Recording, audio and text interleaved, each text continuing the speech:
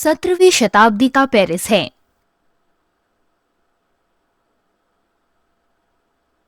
जब लोग गरीबी, अकाल और बीमारियों से मर रहे थे।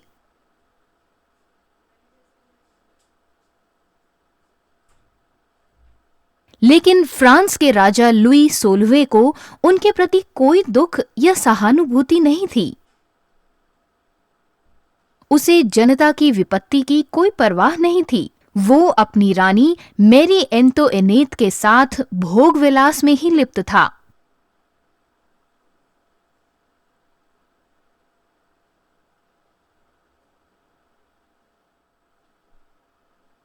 चौदह जुलाई 1789 को क्रुद्ध भीड़ पेरिस की सड़कों पर उतर पड़ी। वो इस निरंकुश शासन के खिलाफ थे और अपने शोषण व शासन से निजात पाना चाहते थे। पूरे शहर में ये अफवाह फैल गई थी कि राजा पेरिस वासियों के कत्लेआम की योजना बना रहा है। अतः नागरिकों ने भी हथियार उठा लिए। उसी दिन लेस इनवैलिड्स में लगभग 7,000 लोगों की भीड़ ने शस्त्रागार पर धावा बोल दिया, जहां उन्हें 30,000 बंदूकें मिली,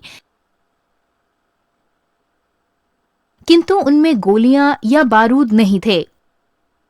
लोगों को एक ऐसी जगह मालूम थी जहां से उन्हें 13,600 किलोग्राम बारूद और युद्ध सामग्री मिल सकती थी। वो जगह बास्तील थी। बास्तील एक भयानक जेल थी और सत्ता की क्रूरता का प्रतीक थी। बास्तील का पतन। 14 जुलाई 1789 की सुबह लोगों ने बास्तील की ओर मार्च किया। वो कारावास को खत्म करने तथा हथियार व गोला बारूद को हटाने की मांग कर रहे थे। बास्तील के गवर्नर बर्नार्ड डे लाउने ने काफी बातचीत के बाद भी इसे नहीं माना। डे लाउने को एक जन आक्रमण की उम्मीद तो थी, लेकिन उसे इस घेराबंदी की उम्मीद बिल्कुल नहीं थी। क्रुद्ध भीड़ भीतरी प्रांगण में घुस गई, जिसे देखकर राजा की सैनिक टुकड़ियों ने गोली चलाना शुरू कर दिया। जब डे लाउने को ये लगा कि उसकी टुकड़ियां बहुत लंबे समय तक भीड़ का सामना नहीं कर सकती, तो अंततः उसने आत्मसमर्पण कर दिया और अपने सैनिकों को भीतरी प्रांगण का दरवाजा खोलने का आदेश दिया। भीड़ भवन में घुस गई और बहुत जल्द ही इसने बास्तील पर कब्जा कर लिया। डे लाउने को गोलियों में तब तक घसीटा गया जब तक कि उसने ये नहीं कहा कि अब मुझे मरने दो। डे लाउने मारा गया और बास्तील के कैदी रिहा कर दिए गए। बास्तील का ये निर्वेद किला गिरा दिया गया और इसके पत्थर के टुकड़ों को बाजार में स्मृति चिन्ह की तरह बेचा गया। ये दिन फ्रांस के इतिहास में दर्ज हो गया। ये दिन फ्रांस की क्रांति की शुरुआत था, जिसने आखिरकार राजतंत्र का अंत कर दिया। 14 जुलाई यानी बास्तील दिवस के दिन फ्रांस में आज भी सार्वजनिक अवकाश होता है।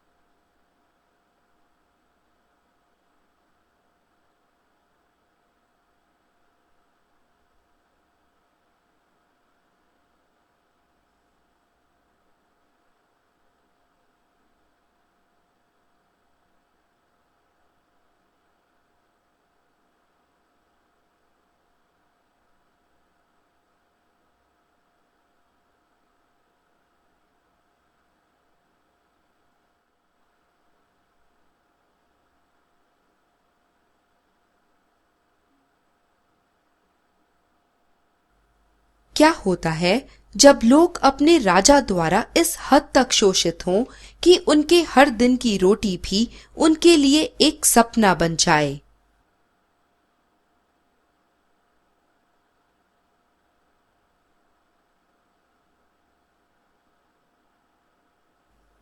एक विद्रोह घटित होता है। चलो उन सामाजिक आर्थिक कारणों को जानें जिसका सामना फ्रांस के लोगों को करना पड़ा, जो कि 18वीं सदी के अंत में फ्रांसीसी क्रांति का कारण बना।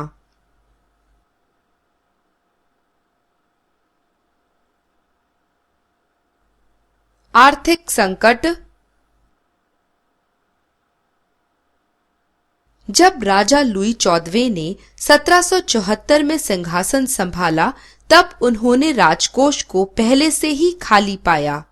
1776 तक फ्रांस भारी आर्थिक संकट का सामना कर रहा था।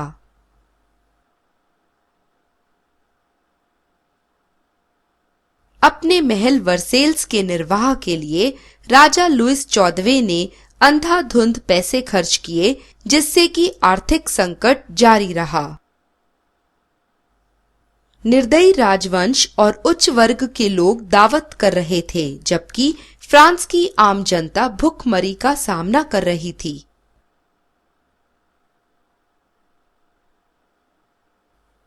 सत्रह से 1763 तक फ्रांस ने सप्तवर्षीय युद्ध और अमेरिकी युद्ध लड़े, जिसके कारण मौजूदा ऋण में 2 लीवर से 1 अरब लीवर तक की वृद्धि हुई।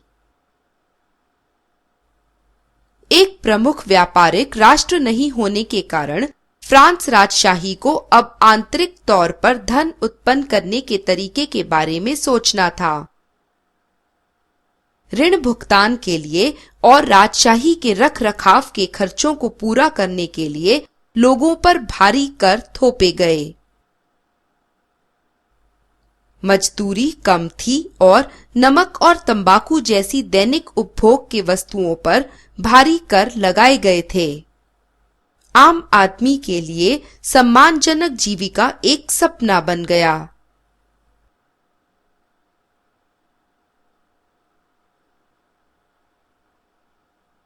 फ्रेंच समाज का संगठन। 18वीं सदी का फ्रांसीसी समाज 3 वर्गों में विभाजित किया गया था। पादरी, जो पहले वर्ग से संबंधित थे, वे कर छूट का आनंद उठा रहे थे।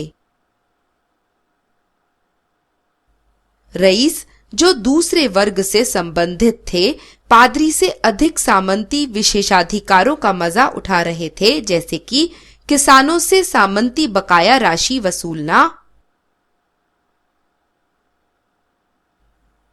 तीसरे वर्ग में मुख्य रूप से किसान, मजदूर, पेशेवर, व्यापारिक दर्जे के लोग और कारीगर शामिल थे, जिनको उच्च वर्ग द्वारा शोषण के बावजूद उनकी सेवा करनी पड़ती थी। चर्च ने भी दशमांश निकाले, जिसमें किसानों को अपने उपज का 10वां हिस्सा चर्च को देना था और राज्य ने उनसे टेले की मांग की, जो कि एक प्रत्यक्ष कर है। इस प्रकार समूचे तीसरे वर्ग पर ऋण चुकाने का भार था। ये वर्ग शासन के प्राधिकारों से वंचित था, जो लोगों के बीच अशांति का कारण बना।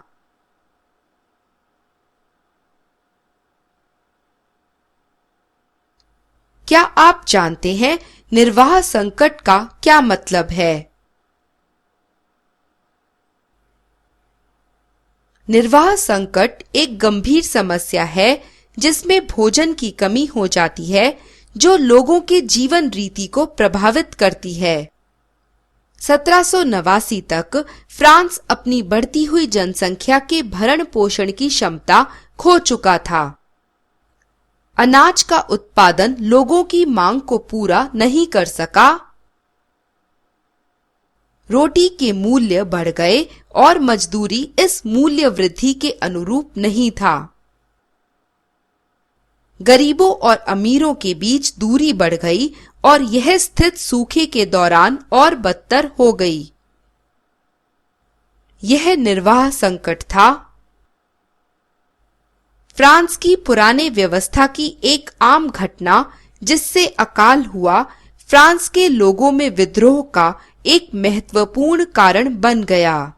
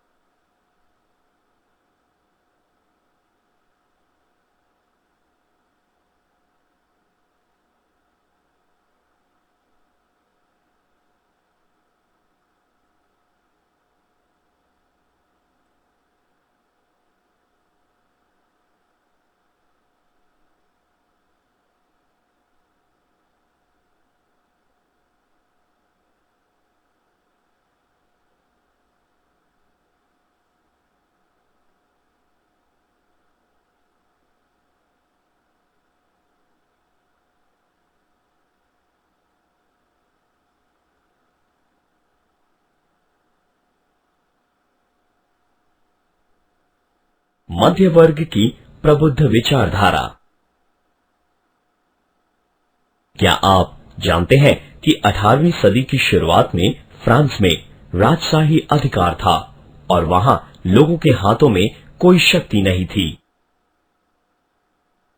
लेकिन 18वीं सदी अपने साथ एक नया अधिकार लेकर आई। इस कारण इस अवधि को कारण या प्रबुद्धता का युग कहा गया था। इस युग के महान विचारकों ने आध्यात्मिक, राजनीतिक और आर्थिक जीवन की वैधता पर सवाल उठाया। प्रबुद्ध विचारकों ने कारणों के बुनियादी आधार व्यक्तिगत अधिकारों के साथ केंद्रीय स्वतंत्रता के प्रचार पर जोर दिया।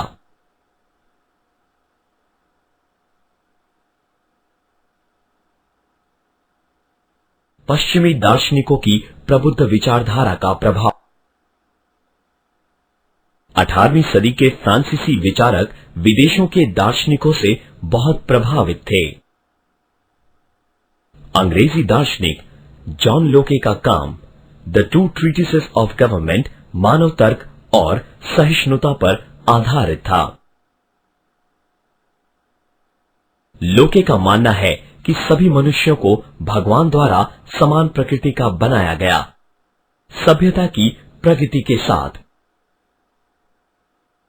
लोगों को अपनी सुरक्षा के लिए एक संस्था की जरूरत थी जो उन्हें न्याय दिला सके और दोषियों को सजा दिला सके, और ऐसी सरकार जो लोगों की सहमति के बिना शासन करे, सिद्धांततः उसे रद्द किया जा सकता है।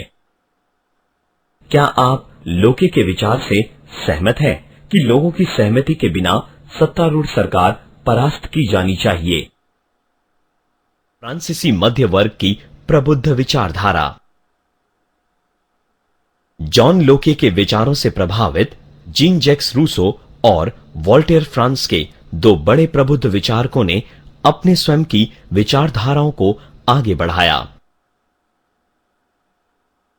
रूसो ने अपनी पुस्तक द सोशल कॉन्ट्रैक्ट में कहा कि आदमी स्वतंत्र पैदा होता है, पर वह हर जगह बंधन में है। क्या आप अनुमान लगा सकते हैं?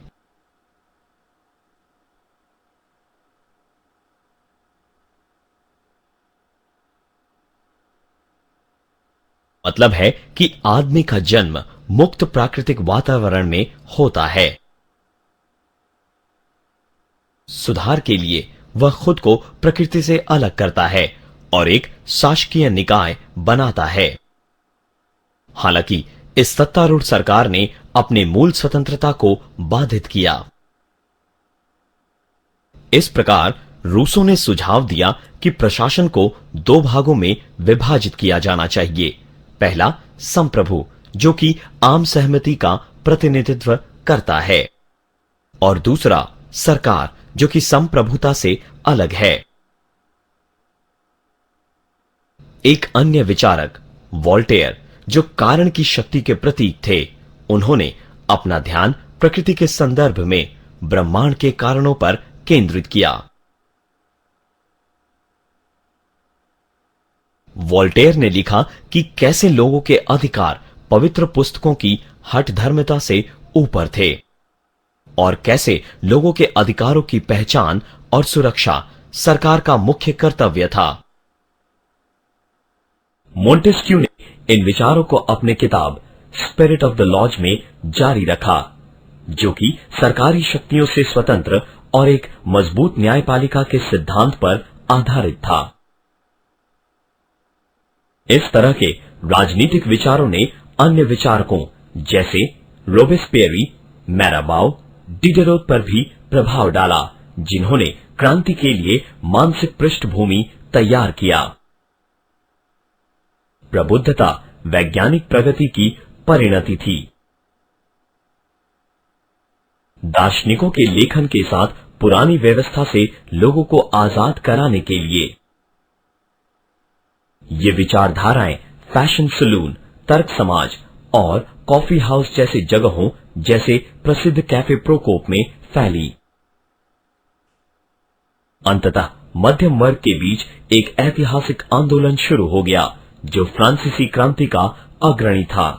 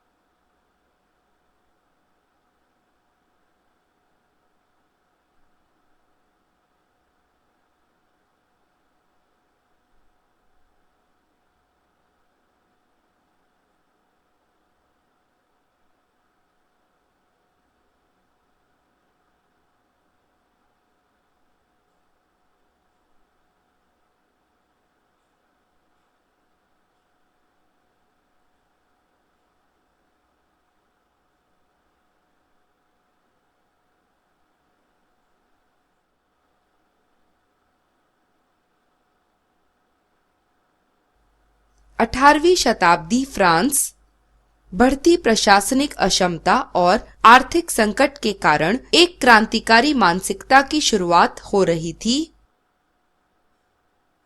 इस मानसिकता को प्रबुद्ध दार्शनिक जैसे वोल्टेरे और रूसो के विचारों ने जागृत किया, जिन्होंने क्रांतिकारियों को पुरानी कट्टरपंथी व्यवस्था के विरुद्ध जाने के लिए प्रेरित किया। विद्रोह के लिए केवल एक चिंगारी की आवश्यकता थी। आइए देखें कि इस चिंगारी के कारण क्या थे।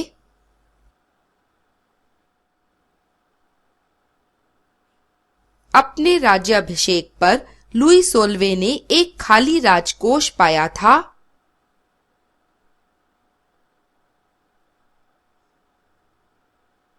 फ्रांस के धन संपत्ति का एक बड़ा हिस्सा यूरोप के युद्धों और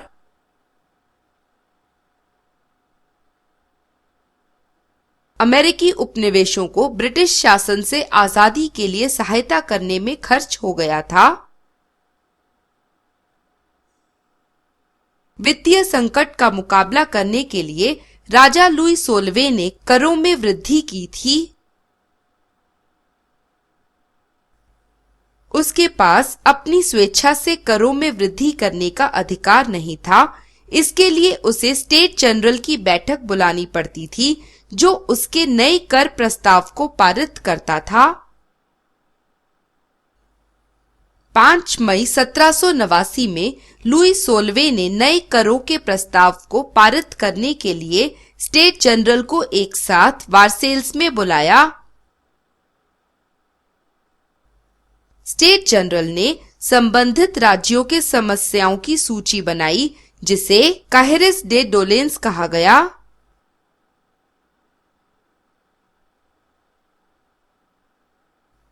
प्रचलित प्रथा यह थी कि प्रत्येक राज्य के पास एक मत होता था।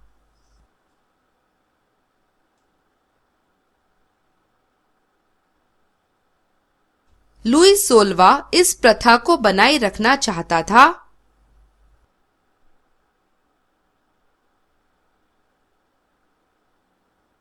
लेकिन तीसरे राज्य ने मांग की कि प्रत्येक उपस्थित सदस्य का एक मत होना चाहिए। यह रूसो की पुस्तक सामाजिक अनुबंध में प्रस्तावित लोकतांत्रिक सिद्धांतों में से एक था।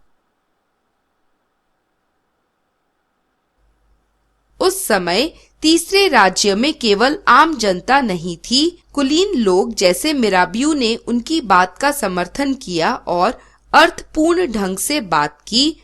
मिराबियू सामंती विशेषाधिकार वाले समाज के विरोधी थे।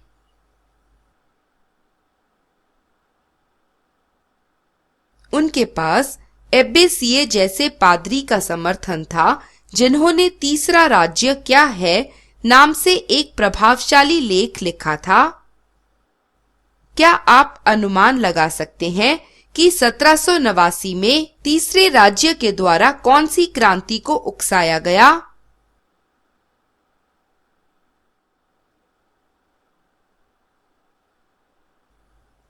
जून 1789 को तीसरे राज्य द्वारा स्वयं को राष्ट्रीय सभा घोषित करने के साथ ही फ्रांस की क्रांति आरंभ हो गई।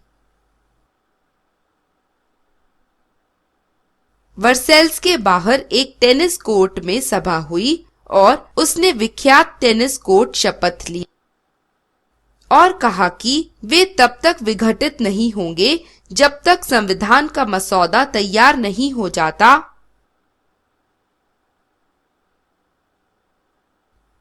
लुई 16वें ने पेरिस और वार्सेल्स के पास अपनी सेना को नियुक्त कर दिया। टेनिस कोर्ट शपथ ने आने वाले महीनों में देश भर में कई क्रांतिकारी कृत्यों को उत्तेजित किया।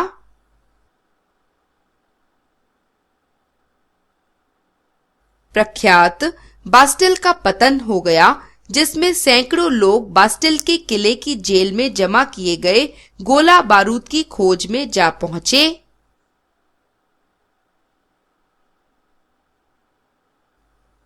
अंततः लुई 16वें को पेरिस से अपनी सेना वापस बुलानी पड़ी।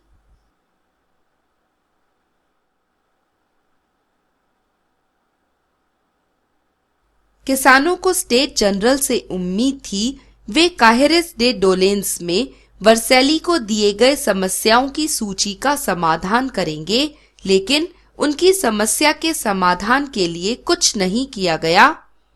1780 के दशक में लगातार खराब पैदावार हुई, जिससे रोटी का मूल्य आसमान छूने लगा। जुलाई 1789 में मूल्य सबसे ज्यादा ऊंचा हो गया था। ग्रामीण इलाकों में अफवाहें फैल रही थी कि जमींदारों ने तैयार फसलों को नष्ट करने के लिए लुटेरों को नियुक्त किया है। इस प्रकार के भय के उन्माद में किसानों ने भोजन के काफिले पर हमला किया। इसके अलावा उन्होंने अपने जमींदारों को करों, दशमांश करों और जागीरदारी शुल्कों का भुगतान करने से इनकार कर दिया। उन्होंने अपने जमींदारों के घर जला दिए और इस प्रक्रिया में उन्होंने अपने ऋणों के दस्तावेज भी नष्ट कर दिए। सभी रईस देश छोड़कर भाग गए। अंततः लुई 16वें ने राष्ट्रीय सभा को मान्यता प्रदान की और उसने स्वीकार किया कि उसके प्रशासनिक अधिकारों का निरीक्षण संविधान करेगा। 4 अगस्त 1789 की रात में सभा ने सामंत प्रथा के दायित्वों और करों की प्रणाली को समाप्त करने का प्रस्ताव पारित किया। पादरियों को उनके विशेषाधिकारों को छोड़ने के लिए मजबूर किया गया।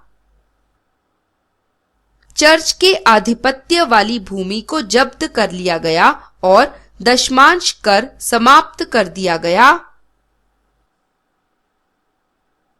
अंततः संविधान का मसौदा तैयार होने के साथ ही 1791 में फ्रांस में संवैधानिक राजतंत्र स्थापित किया गया। आपके विचार में फ्रांसीसी क्रांति के परिणाम सकारात्मक थे या नकारात्मक? अपनी कक्षा में अपने विचार बताएं।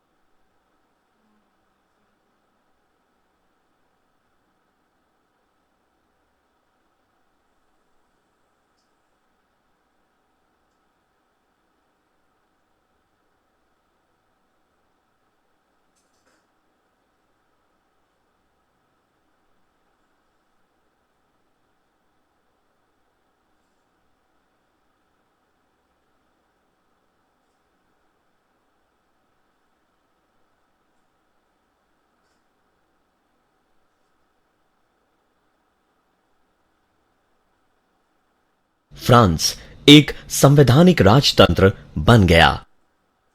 याद करें कैसे राजसी और रईस लोग एक विलासितापूर्ण जीवन का आनंद लेते थे, जबकि आम जनता गरीबी और भूख से पीड़ित रहती थी।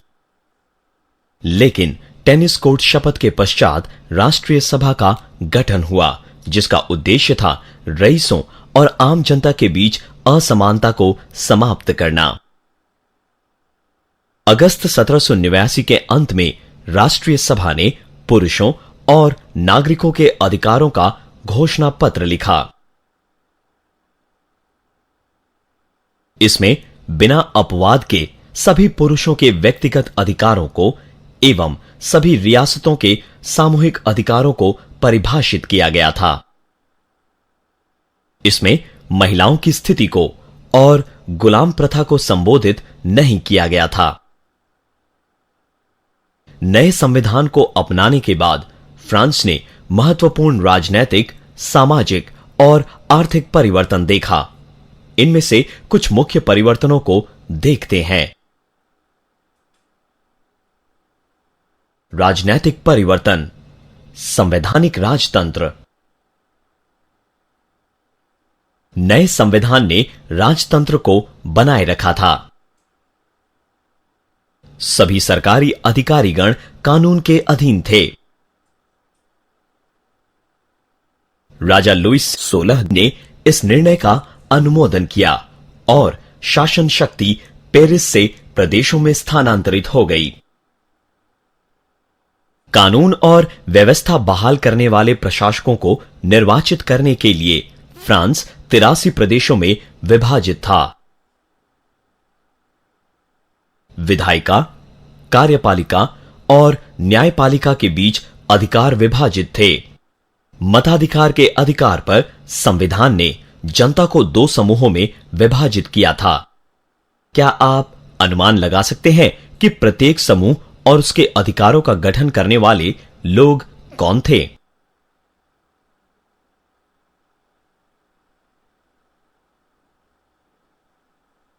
निष्क्रिय नागरिकों को मतदान का अधिकार नहीं और सक्रिय नागरिकों को मतदान का अधिकार।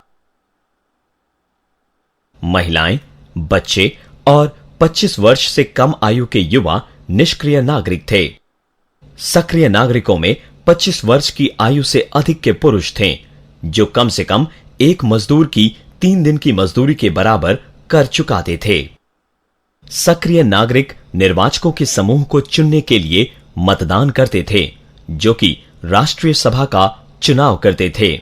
राजा को विरासत में सत्ता मिलना निरंतर जारी था, लेकिन उसकी शक्तियां सीमित थीं, विशेषकर वैधानिक मामलों में। राजा कानून को पारित होने से नहीं रोक सकता था। उसे केवल अनिश्चितकालीन वीटो करने का अधिकार था, जो सभा द्वारा पारित कानून को केवल विलंबित ही कर सकता था। इस प्रकार राष्ट्रीय सभा देश की कानून बनाने की संस्था बन गई। निर्वाचकों को चुनने के अलावा सक्रिय नागरिक न्यायाधीशों का भी चयन कर सकते थे। कानूनी प्रक्रिया सुव्यवस्थित थी और यातना देना प्रतिबंधित था। सामाजिक परिवर्तन, समानता का अधिकार। सबसे उल्लेखनीय सामाजिक परिवर्तन था आधिकारिक रूप से परिभाषित रईस वर्ग का खत्म हो जाना। सभी नागरिकों को समान अधिकार देना। संघों और दूसरी संस्थाओं का सफाया। फ्रांस की कैरिबियन कॉलोनियों के हबशियों और कालों के अधिकारों का विस्तार करना और धार्मिक अल्पसंख्यकों के साथ ही प्रोटेस्टेंट और यहूदियों को पूर्ण नागरिक अधिकार देना। लेकिन दास प्रथा का तत्कालिक उन्मूलन नहीं हुआ। धार्मिक परिवर्तन, पादरियों के नागरिक संविधान। पुरानी व्यवस्था में पादरियों ने व्यापक संपत्ति का अधिकार और विशेषाधिकार का आनंद उठाया था। राष्ट्रीय सभा ने इसे वापस ले लिया। पादरी लोगों को अब वेतन दिया जाता था। सक्रिय नागरिक धर्माध्यक्षों और पुजारियों को निर्वाचित करते थे। 1790 के पादरियों के नागरिक संविधान के तहत सभी धर्माध्यक्षों और पुजारियों को निष्ठा की शपथ लेना अनिवार्य था, अन्यथा उन्हें बर्खास्त कर दिया जाता था। चर्च की संपत्ति को देश की संपत्ति माना जाता था।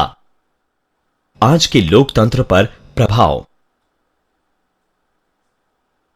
राष्ट्रीय सभा के कई सिद्धांत विश्व भर के अधिकार आधारित उदार लोकतंत्रों को आज भी प्रभावित और प्रेरित कर रहे हैं।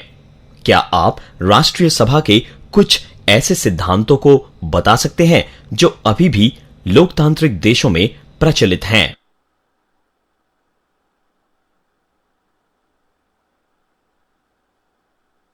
उदाहरण के लिए, नागरिकों पर अनुचित कर लगाने को असंवैधानिक माना जाता है।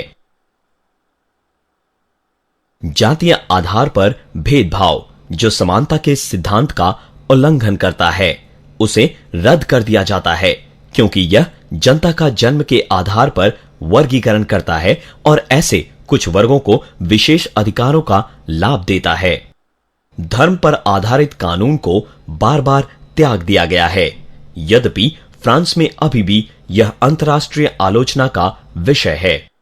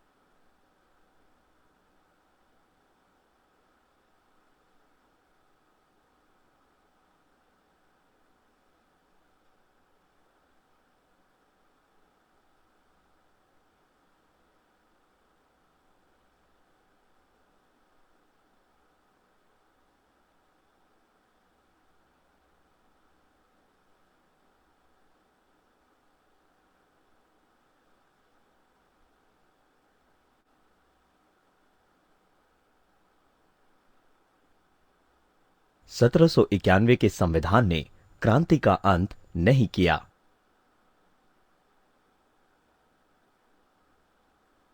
वास्तव में इसने निष्क्रिय नागरिकों के बीच अधिक असंतोष का मार्ग प्रशस्त किया। उनकी मुख्य चिंता राजनीतिक अधिकारों की थी, जो केवल समाज के अमीर वर्गों को दिए गए थे, जो सक्रिय नागरिकों के रूप में जाने जाते थे। यदि आप एक निष्क्रिय फ्रांसीसी नागरिक होते तो आप अपने अधिकारों को पाने के लिए क्या करते? जनता ने अब सरकार की नीतियों पर चर्चा की और अपने तरह की कार्यवाही करने की योजना बनाई। इससे कई राजनीतिक क्लबों का उदय हुआ, जो कि लोगों के एकत्रित होने के महत्वपूर्ण अड्डे बने। कट्टरपंथी क्रांतिकारी क्लबों जैसे कॉर्डेलियर्स और जैकोबिन्स ने खुले तौर पर राजतंत्र की जगह एक गणतंत्र को लाने के बारे में बात की। बढ़ते हुए तनाव से मजबूर होकर 14 सितंबर 1791 को राजा लुई 16वें ने अंततः संविधान को मंजूरी दी। कुलीन, जिनको एमिग्रेस के रूप में जाना जाता था, चिंतित होकर फ्रांस से पलायन कर गए। अपने राज्यों पर क्रांति के संभावित प्रभाव से चिंतित होकर ऑस्ट्रिया और प्रूशिया के राजाओं ने फ्रांसीसी राजतंत्र की ओर से सैन्य हस्तक्षेप करने की घोषणा की। इसने फ्रांस के अंदर एक हमले की आशंका को हवा दी। इन सभी धमकीपूर्ण परिस्थितियों में नया संविधान प्रभाव में आया और 1 अक्टूबर 1791 को विधानसभा की पहली बैठक हुई। 9 नवंबर को इसने एक कानून पारित किया कि एमिग्रेस फ्रांस वापस आएं या स्टेट्स खो दें और मौत का सामना करें। पादरियों को संविधान के प्रति शपथ लेना होता था। राजनैतिक व्यक्तियों जैसे जैक पियरे ब्रिसोट ने फ्रांस पर एक ऑस्ट्रियन हमले का प्रचार किया।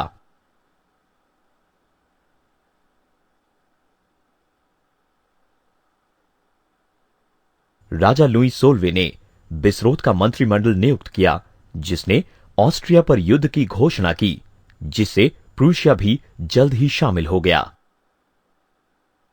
इस प्रकार से फ्रांसीसी क्रांतिकारी युद्धों की शुरुआत हुई।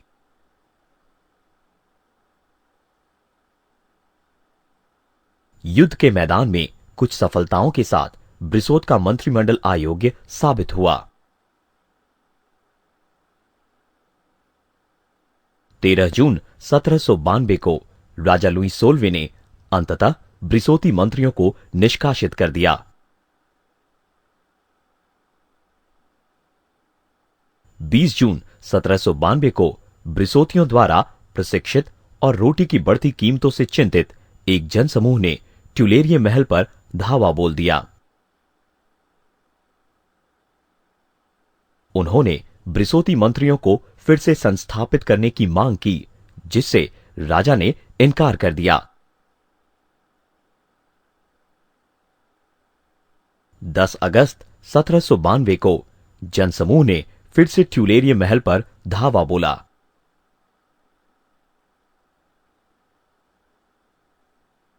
वो अब जैकोबिनों का समर्थन कर रहे थे और वकील मैक्समिलियन रोबेस्पियर के अधीन एक गणतंत्र की मांग कर रहे थे। अंततः राजतंत्र समाप्त हुआ। विधानसभा ने तुरंत राजा को अपने कर्तव्यों से निलंबित कर दिया। 21 सितंबर 1792 को कन्वेंशन के राजतंत्र के खिलाफ मत डाला और फ्रांस एक गणतंत्र के रूप में स्थापित हुआ।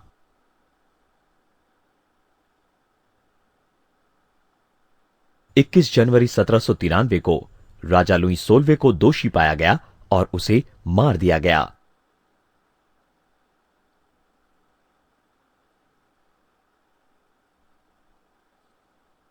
कुछ ही समय बाद रानी मेरी एंटोनेट को भी मार दिया गया।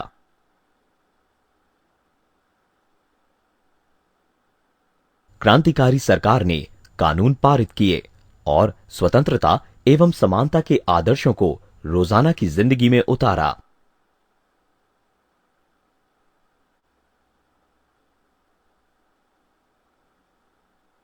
फ्रांसीसी क्रांति से समाज के बारे में कई सकारात्मक परिवर्तन आए। उनमें से एक भाषण और अभिव्यक्ति की स्वतंत्रता थी। एक ऐसे देश में रहने की कल्पना करें जो कि भाषण की स्वतंत्रता की अनुमति नहीं देता। वर्तमान में आप जिस दुनिया में रह रहे हैं उससे यह काल्पनिक दुनिया कैसे भिन्न होगी। बास्तील का पतन होने से क्रांतिकारी गतिविधियों की शुरुआत हुई, जिससे कानून में महत्वपूर्ण बदलाव आए। सबसे महत्वपूर्ण सेंसरशिप की समाप्ति थी। पूरे शासन में लोगों का एक दल था जिसे राजा के सेंसर के रूप में जाना जाता था। उनकी स्वीकृति के बाद ही लिखित सामग्रियां जैसे अखबार और पुस्तकें प्रकाशित किए जा सकते थे। यहां तक कि नाटक जैसे सांस्कृतिक कार्यक्रम भी उनकी स्वीकृति के बाद ही प्रदर्शित किए जा सकते थे। लेकिन पुरुष और नागरिक अधिकारों की घोषणा ने अब नागरिकों को भाषण और अभिव्यक्ति की स्वतंत्रता दे दी।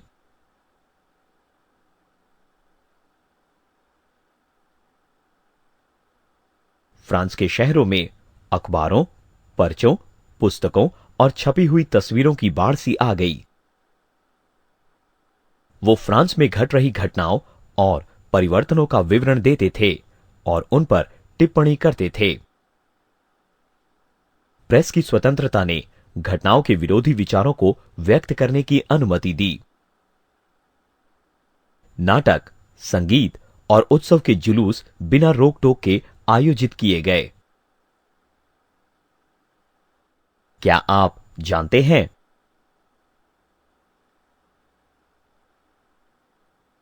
यह क्रांति फ्रांस के लोगों की रोजमर्रा की जिंदगी के लिए प्रभावशाली परिवर्तन लेकर आया। वर्ग भेद की समाप्ति के साथ ही चमकीले और आकर्षक कपड़े सरल कपड़ों में बदल गए। सभी वर्गों में समानता बनाए रखने के लिए उत्कृष्ट कपड़ों जैसे रेशम और मखमल की जगह साधारण कपड़े जैसे कपास उपयोग होने लगे।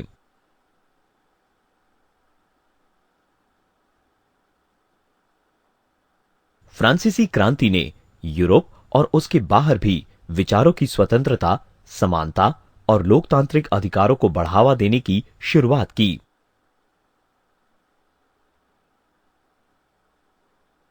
भारत में टीपू सुल्तान और राजा राममोहन राय भी इससे प्रेरित हुए।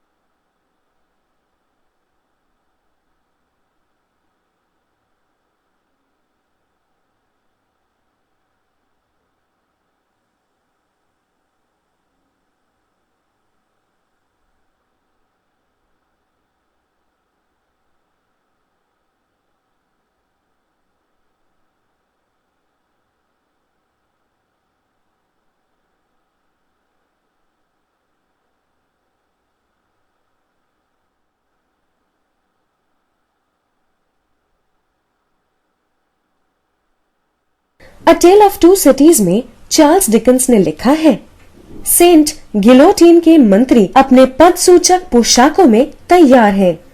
खट्टाक एक सर कट के गिर जाता है और जुलाहन महिलाएं गिनती करती हैं, 1। इस प्रकार रूह कपकपा देने वाले इस दृश्य का उन्होंने वर्णन किया। कुलीन और अभिजातीय वर्ग के सदस्यों के खिलाफ फ्रांसीसी क्रांतिकारियों की क्रूरता। यदि क्रांति स्वतंत्रता लाने के लिए लड़ी गई तो फिर आतंक की जरूरत क्यों थी? अपने कक्षा में इस पर चर्चा करें। आइए इसके कारण और परिणाम को देखें। जैकोबिन सरकार का उदय और पतन। फ्रांसीसी क्रांति और क्रांतिकारी युद्ध नागरिकों के लिए वित्तीय संकट और नुकसान को लेकर आया। जनता ने राजनीतिक संघ के गठन की शुरुआत की। सबसे प्रभावशाली जैकोबिन संघ था। जैकोबिन्स राजशाही परिवर्तन हेतु जनता के समर्थन में खुलकर बोलती थी। जैकोबिन संघ के सदस्य मुख्य रूप से निर्धन वर्गों से संबंध रखते थे। इसमें छोटे दुकानदार, कारीगर जैसे मोची, श्रमिक और दैनिक मजदूर शामिल थे। जैकोबिन नेता ही वो आदमी था जो आतंक के शासनकाल के लिए जिम्मेदार था। वह था मैक्सिमिलियन रोबेस्पियर।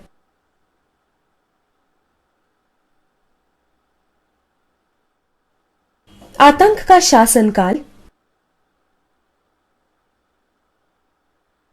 रोबेस्पियर के नीतियों का लक्ष्य अपने क्रूर व्यवहार के माध्यम से स्वतंत्रता पर अंकुश लगाना था। 1793 से 1794 तक की अवधि को आतंक का शासनकाल के रूप में जाना जाता है। 1793 के दौरान क्रांतिकारी पत्रकार कैमिली डिसमेलिन्स ने स्वतंत्रता को रोबेस्पियर के विपरीत बहुत सकारात्मक रूप से देखा। प्रत्येक के स्वतंत्रता पर अपने व्यक्तिगत विचार होते हैं। रोबेस्पियर का मानना था कि परिपक्वता से पहले स्वतंत्रता को अनुशासित होने की अवस्था से गुजरने की जरूरत पड़ती है। डिसमेलिन्स ने खुशी, कारण, समानता, न्याय को स्वतंत्रता माना और इससे अधिकार घोषित किया। स्वतंत्रता पर आपके विचार क्या हैं? अपने कक्षा में इस पर चर्चा करें।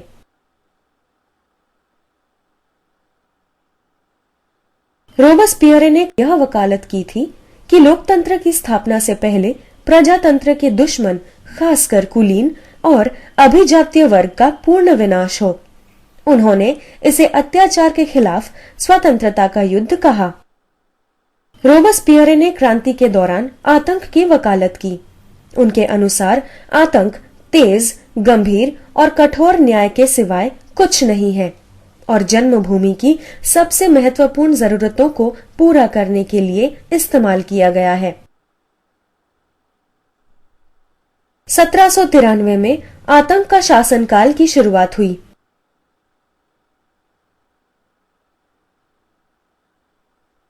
मजदूरों के वेतन को निश्चित कर जबरन थोप दिया गया। सरकार की मांग पर किसानों को अनाज समर्पित करना पड़ा।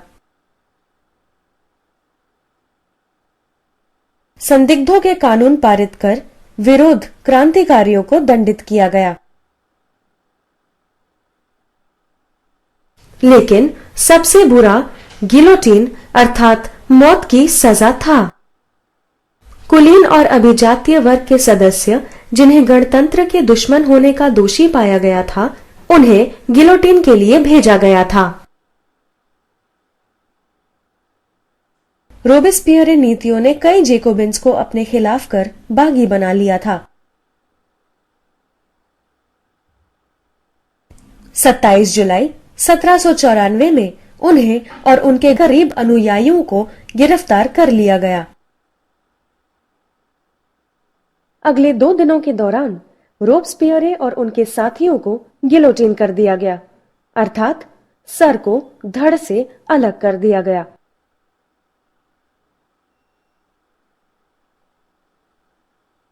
फ्रांस के निर्देशिका नियम। गिलोटिन ही रोब्सपियरे के अंत की वजह रही। उसे इसका कड़वा फल भुगतना पड़ा। जेकोबिन सरकार गिर गई और उदारवादी राजनेताओं ने प्रभार लिया।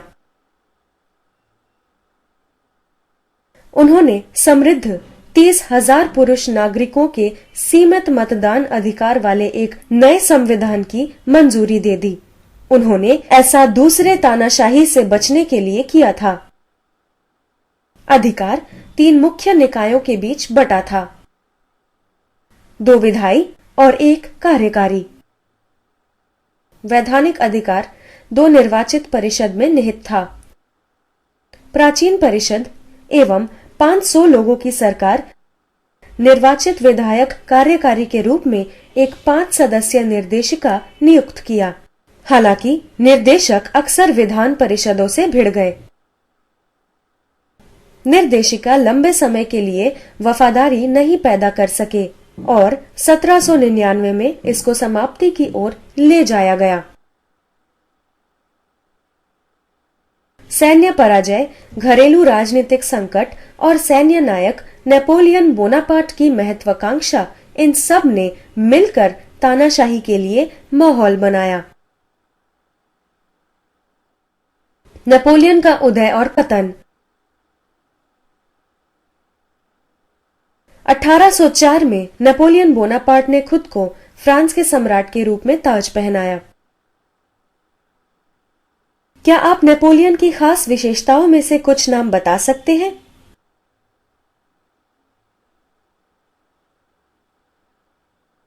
नेपोलियन एक आधुनिकतावादी, मुक्तिदाता और आक्रमणकारी था। एक आधुनिकतावादी के रूप में उसने निजी संपत्ति की रक्षा और बाट और माप की दशमलव प्रणाली द्वारा एक समान कानून के रोजगार की शुरुआत की। शुरू में उन्हें लोगों के लिए स्वतंत्रता लाने वाले मुक्तिदाता के रूप में देखा गया था। बाद में उसकी सेना को जल्द ही हर जगह एक हमलावर सेना के रूप में देखा जाने लगा।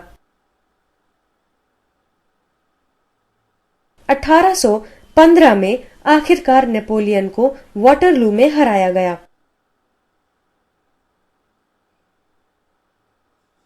जेकोबिन्स के बारे में अधिक जानकारी। जेकोबिन को पेरिस में सेंट याकूब के पूर्व कॉन्वेंट से अपना नाम प्राप्त हुआ। वे अपने लंबे धारीदार पतलून वाले विशेष पहनावे से पहचाने जाते थे, जो रईसों द्वारा पहनी जाने वाली जांघिया के ठीक विपरीत घुटने तक की जांघिया थी। उन्हें सेंट कॉलोट्स के नाम से जानी जाती है। जेकोबिन्स के बारे में अधिक जानकारी। जेकोबिन को पेरिस में सेंट याकूब के पूर्व कॉन्वेंट से अपना नाम प्राप्त हुआ। वे अपने लंबे धारीदार पतलून वाले विशेष पहनावे से पहचानी जाती है, जो रईसों द्वारा पहनी जाने वाली जांघिया के ठीक विपरीत घुटने तक की जांघिया थी। उन्हें सेंट कॉलोट के नाम से जानी जाती है।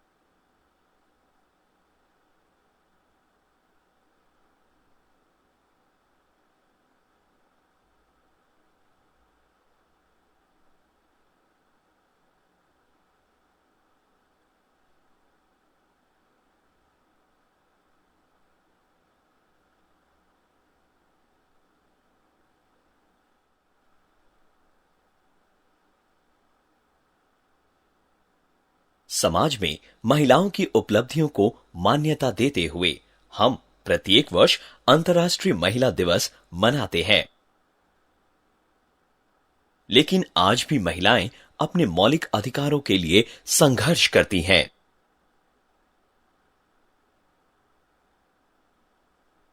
फ्रांसीसी क्रांति के समय भी महिलाओं के संघर्ष ने एक ऐतिहासिक भूमिका निभाई थी।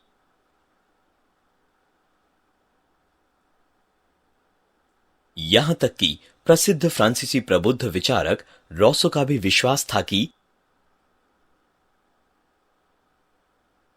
महिलाओं को सार्वजनिक मामलों में सक्रिय होने के बजाय घरेलू क्षेत्रों तक ही सीमित होना चाहिए।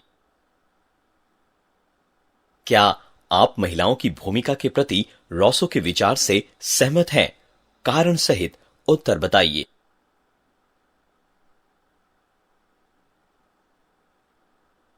महिलाएं पुरुषों की अपेक्षा बहुत कम पारिश्रमिक में किसानों, दुकानदारों, धोबिन या घरेलू नौकरानियों की तरह कार्य कर रही थी।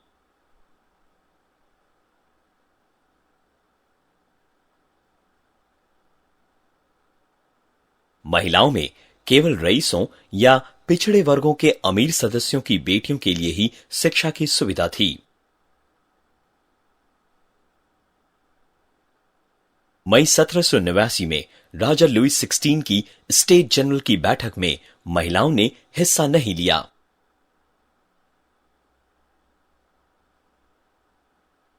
उसके बाद महिलाओं ने उन्हें याचिका भेजी जिसमें उनके समस्याओं का सारांश निहित था।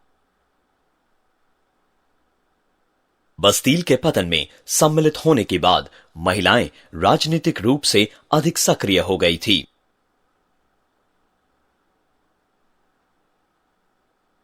जब राजा के सिपाहियों द्वारा जवाबी क्रांति की अफवाह बढ़ी,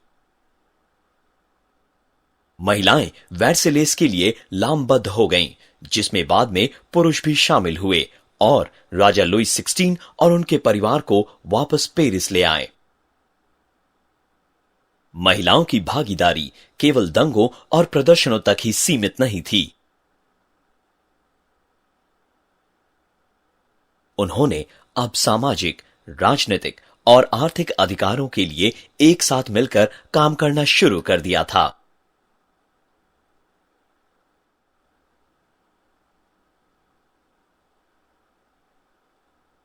मैरी जीन कैरिटेट एक कुलीन एवं अग्रणी विचारक थे।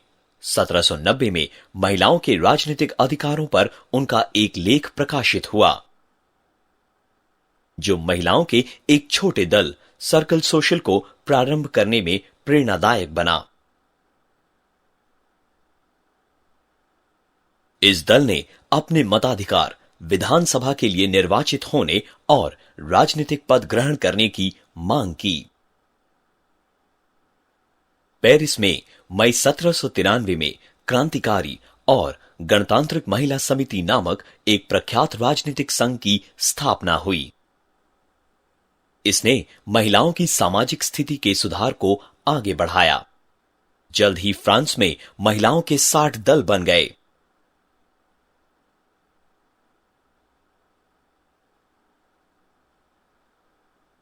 अंततः क्रांतिकारी सरकार ने लड़कियों को पुश्तैनी संपत्ति में बराबर का अधिकार, अनिवार्य स्कूल शिक्षा और नौकरियों के लिए प्रशिक्षण की अनुमति दी। विवाह अब नागरिक कानून के तहत पंजीकृत किया जाता था और विवाह के लिए मजबूर नहीं किया जा सकता था। तलाक कानून ने तलाक के लिए मुकदमा दायर करने वाली महिलाओं को बराबर का अधिकार दिया। लेकिन उसी वर्ष अक्टूबर में इन संघों को गैरकानूनी घोषित कर दिया गया और उनकी राजनीतिक गतिविधियां प्रतिबंधित कर दी गईं। नारीवादी महिलाएं जैसे मैरी जेन रोलैंड और ओलंपी दे गौगेस को उनकी राजनीतिक गतिविधियों के लिए मृत्युदंड दिया गया। क्या आप नारीवादी का अर्थ जानते हैं? अपनी कक्षा में इसकी विवेचना करें। साधारण महिलाओं को कुछ भी रोक नहीं सका, क्योंकि वे एक कठिन राजनीतिक परिदृश्य में आगे बढ़ रही थी।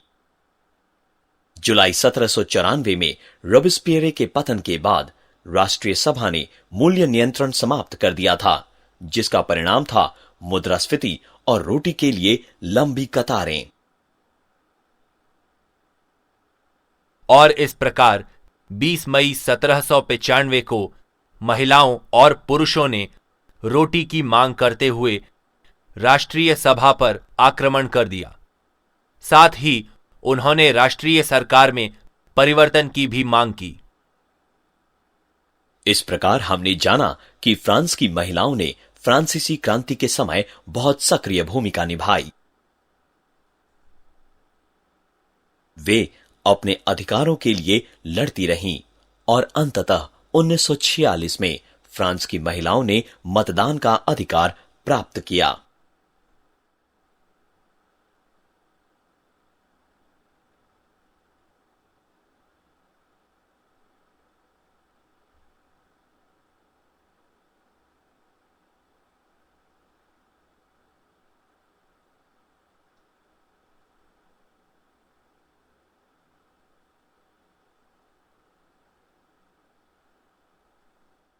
दासत्व का उन्मूलन।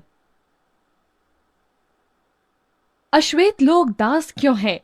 उनमें एक मामूली अंतर है जो केवल त्वचा से पता चलता है। प्रकृति के कृत्य को हम कैसे नकार सकते हैं?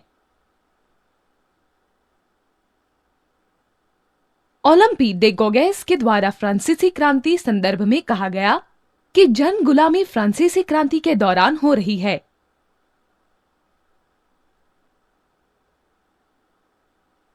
गोगेस ने अश्वेत लोगों पर लिखी अपनी प्रचार पुस्तिका में अश्वेत लोगों की स्थिति में सुधार लाने और उन्हें स्वतंत्रता दिलाने पर जोर दिया है।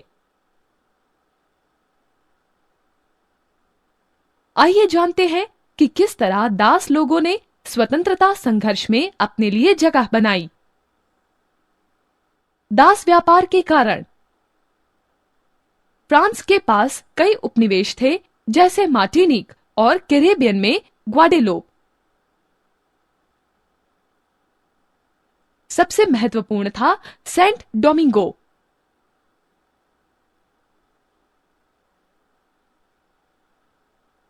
यूरोपवासी यहां बगान काम करने के खिलाफ थे, इसलिए मजदूरों की कमी हुई, जिससे अश्वेतों को दासता की ओर अग्रसर किया गया था। 17वीं शताब्दी में दासों को अफ्रीकी समुद्र तट से जहाज में जबरन भरा गया।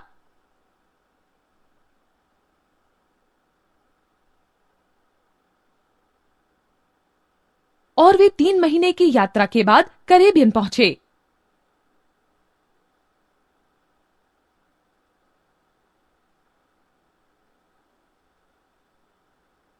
यहां उनकी नीलामी करके उन्हें गोरे बगान मालिकों को दे दिया जाता था। यहां 50,000 के आसपास दास थे, जो चीनी, कॉफी, तंबाकू, नील और कपास वृक्षारोपण के लिए श्रम प्रदान करते थे। ये अर्थव्यवस्था का समर्थन करता है, विशेष रूप से शहरों के 2 महत्वपूर्ण बंदरगाहों बारदेओक्स और नांतेस को।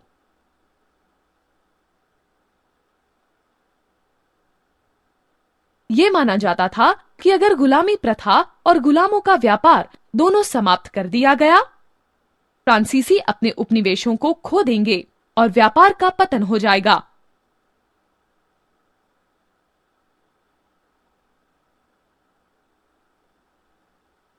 इस व्यापार के खिलाफ विद्रोहियों का उत्थान। कई समूहों ने अश्वेतों की स्वतंत्रता का समर्थन किया। उनमें अश्वेतों का मित्र समाज एक फ्रांसीसी उन्मूलन संगठन है, जिसने राष्ट्रीय सभा से कुछ लोगों को शामिल किया गया था।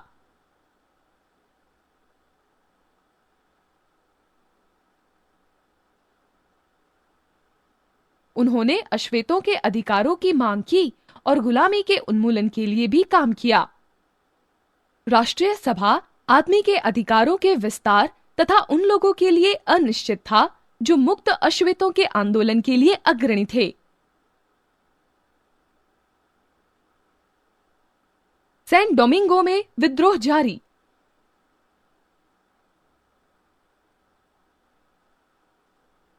राष्ट्रीय सभा अंत में दबाव के आगे झुक गई, सभी मुफ्त अश्वेतों को राजनीतिक अधिकार देने के लिए।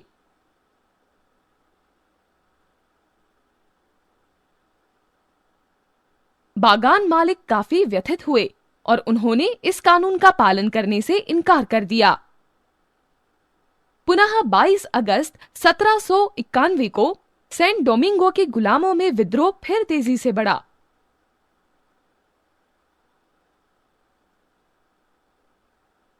राष्ट्रीय सभा ने अपनी प्रतिक्रिया मुक्त अश्वेतों के अधिकारों को रद्द करके जाहिर की। दासों ने हिंसा के साथ प्रतिक्रिया व्यक्त की, बागानों को जलाकर, अपने श्वेत मालिकों की हत्या कर और शहरों पर हमला करके।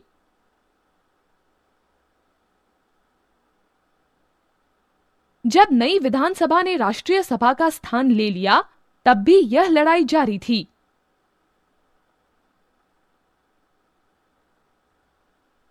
विधानसभा ने मुक्त अश्वेतों के राजनैतिक अधिकारों को बहाल करने के लिए मतदान किया।